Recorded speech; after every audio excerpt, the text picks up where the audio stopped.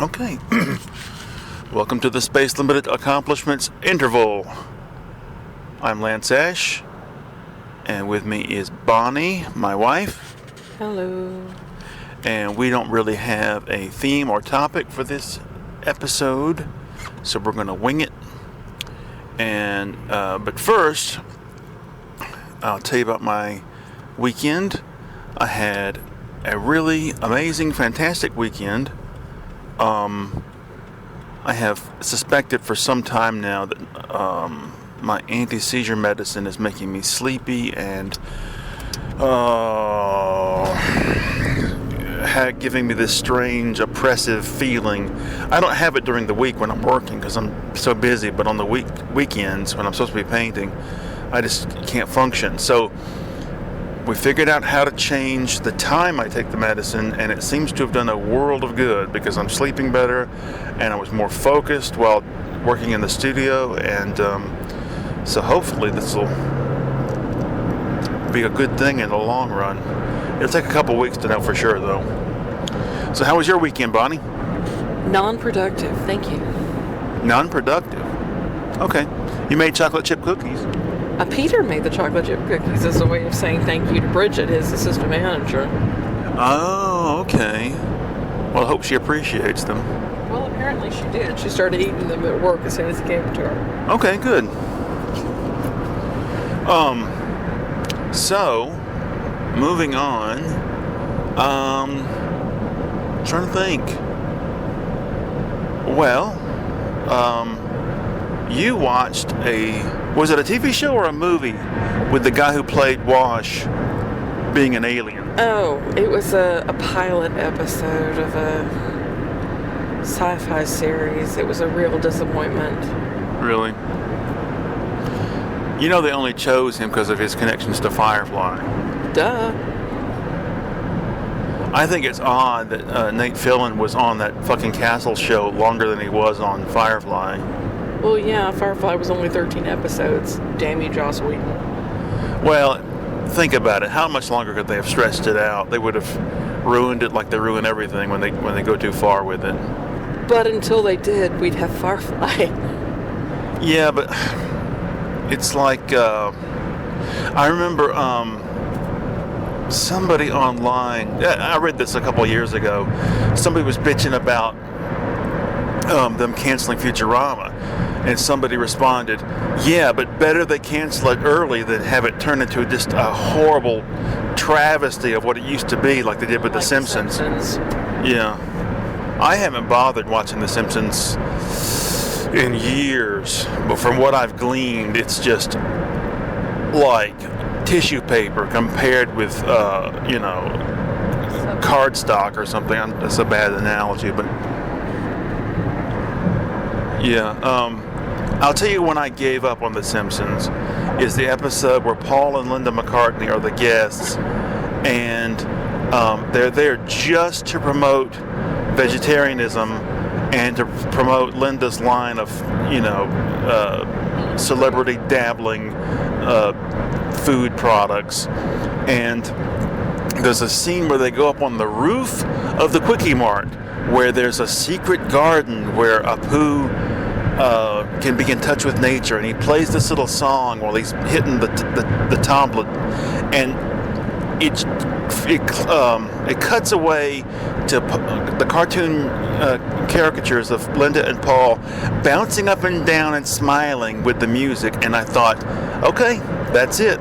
This show has sunk to as far as I'm going to accompany it. So, anyway. What was that in connection to we were talking about? Wash. Oh, yeah. Well, yeah. He played a child molester on CSI, and I felt so bad for him. Imagine being reduced to that. I saw somebody. Oh, we always look up actors to see what they've done. And it's amazing the number of people that just, their careers just disappear into the ether. I feel so bad for some of these people. In I was a movie producer, I'd deliberately hire some of these people I liked from 20, 30 years ago to be in my production of whatever. Ooh, look at that old car. My parents had one similar to that. And we, for some terrible reason, we all went to the mountains, the Georgia mountains, for a trip. And I brought along my high school girlfriend. And she sat in the back seat in between my sister and me. And I began to get very embarrassed at my parents' behavior on the trip. You know, my dad wanted to show her that videotape of him and his brother doing the little dance. Describe it. Okay. They had a fun night at church one night where people put on skits or something. And so there's some sort of song which is composed mainly of somebody whistling the tune. So my dad and his brother put together an act where they built these giant top hats out of construction paper, or poster paper or something. And they painted faces on their naked torsos, put their arms up into the hats so that their bodies, the chest and abdomen became the face. And there was lips painted around their belly button. And so the song started. This is in the rec room portion of the church, and everybody's sitting there on folding chairs waiting. The song starts, and they come out of the wings, naked from the waist up, whistling. Their nipples are their eyeballs, and they're blowing their stomachs in and out as if they're whistling, and everybody's laughing. And they videotaped this, and my dad kept it as a precious token of a past triumph, and he wanted to play this for my girlfriend, high school girlfriend, and I just put my foot down. I'm not going to allow this indignity to proceed. What do you think about that, Bonnie? Well, it reminds me of the time that you embarrassed Reed at school. Oh yeah. Well, our daughter Reed forgot something, so she was at school, and I had to go take it to her lunch or something, right? Yeah, she was little. Well, she wasn't that little. She was about 8th grade. Oh, really? Yeah, she wasn't little. No. When she was little, she wouldn't have cared. But I showed up with this, I don't know, like a Work clothes. With this regular clothes, and I had on one of my little bucket hats. You know, like a fishing hat type thing. And I got them to page her. She came up to get a thing, and she snatched the thing out of my hand, and she goes, "What are you wearing?" Oh my God. Now, these are the bucket hats that grandmothers put their little 2- and 3-year-olds in at the beach. It's the kind of thing that an old guy wears to the beach, or an old guy wears to go fishing or something. And he has the bait, the hooks stuck around the band. Yeah, that's exactly right. It's the kind of hat that Colonel Blake wore on MASH, but without the fishing lures, the trout flies stuck in it. Yeah. Okay, that's exactly what I have 2 of them. One of them I dyed blackish gray with some watered down paint water. And so Bonnie won't let me wear those out in public anymore. I wonder why, old fart. I like them. I think that they're cool looking. We got on the elevator at the UGA library one time, and there's this tall guy got on the elevator next to me, and he had on one of those. And I thought, he wears it so well that's it. That's how to wear the thing. Oh God. There's no good way to wear that. Let me tell you how easily manipulated I am, how easily influenced. A long time ago, my college girlfriend and I drove to the liquor store, and she waited in the car while I went in to get beer or something. Now, a couple of days previous to this, I had seen a picture of Keith Richards wearing a t-shirt with the Red Stripe Beer logo on the t-shirt. Now, I go into the liquor store and I come out and I'm clearly holding a case or six-pack or whatever of Red Stripe Beer. I get in the car and she goes, I knew it. I knew it. I knew that's what you were going to pick. I knew it. And I'm like, yeah, well, I can't help it. Because you were a dumb young male. I'm still like that. Yeah. You know? Those couple of months where I was into Gary Newman, I saw a picture of him and he was wearing some kind of smartwatch thing. And I thought, yeah, smartwatch. That's what, and it's like what, $5,000 or something. I don't know how much it is. Ridiculous. And it's supposed to link up to your phone. Well, I don't have that kind of phone, and I don't, live in the service of my phone all the time. So, anyway,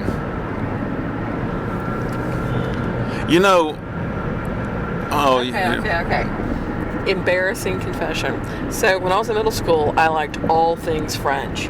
So much so that not only was I taking French in school, I was also in band and I signed up for French horn.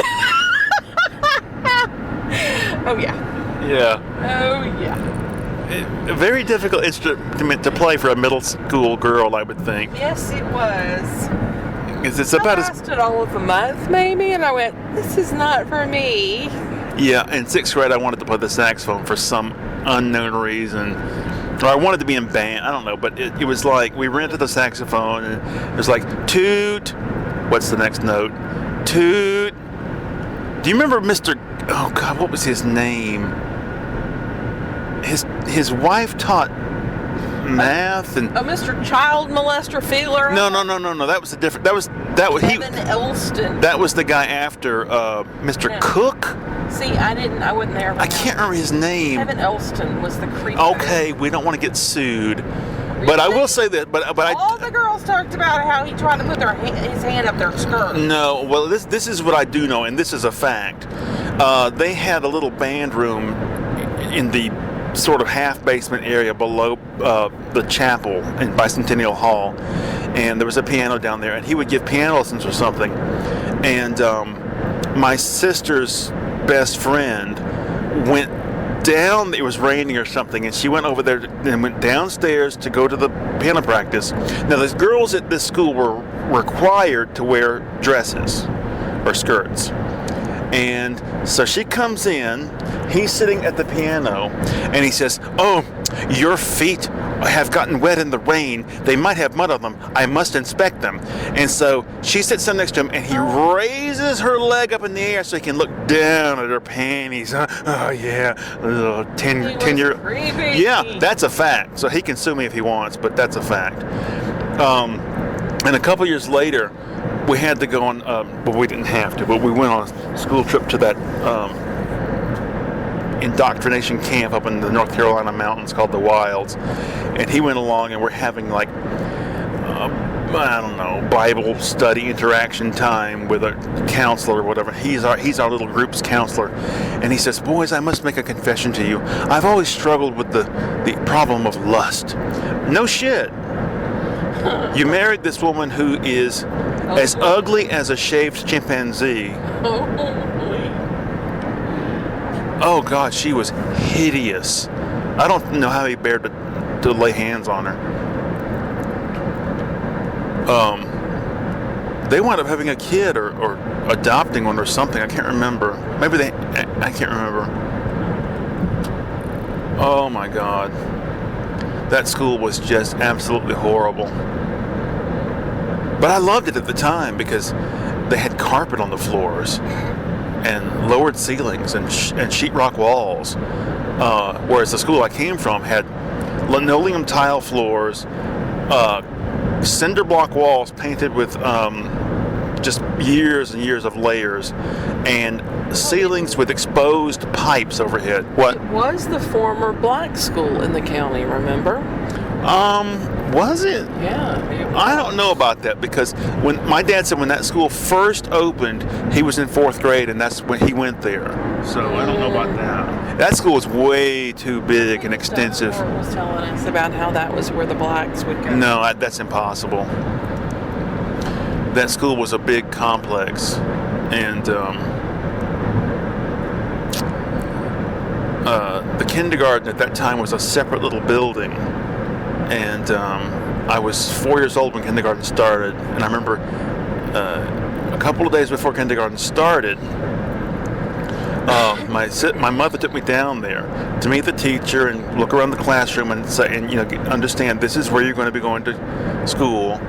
And so the teachers walking me around the room, and in the back there were these huge wooden trucks, and like construction vehicles or something.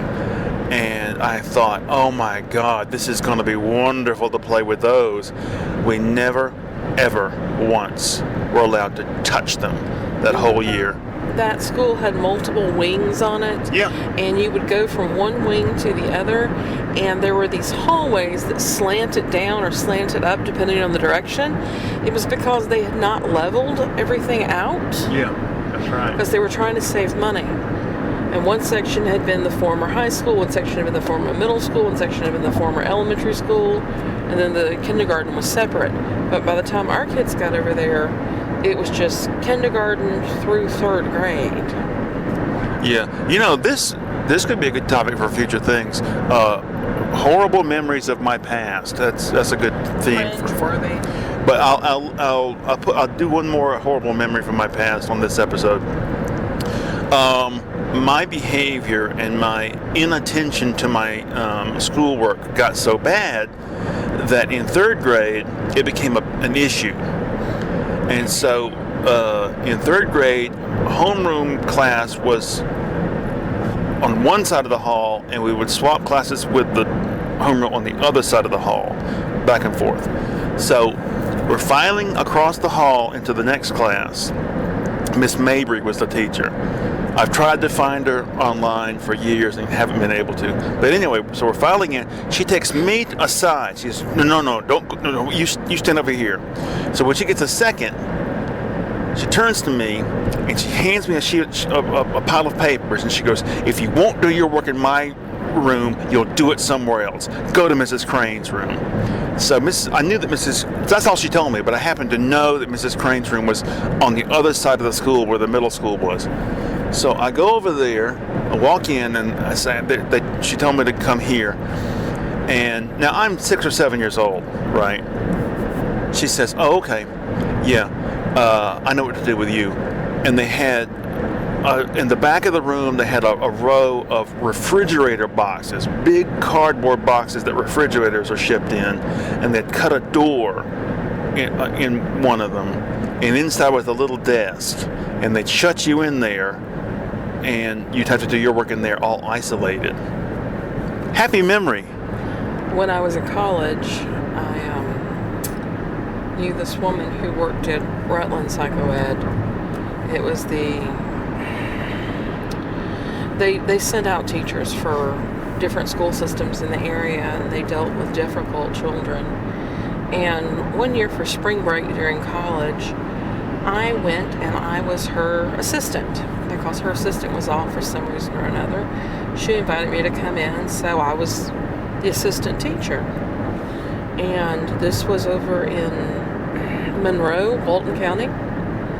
So I drove out to this place, and I had to arrive at this particular hour. How old were you? I was in college. Okay. So I had to get there, but school had already started. But the problem kids had a short day, and they would come in later on the short bus. But she had me to come in early so that she could go over a few things for me. And the classroom was like what you said.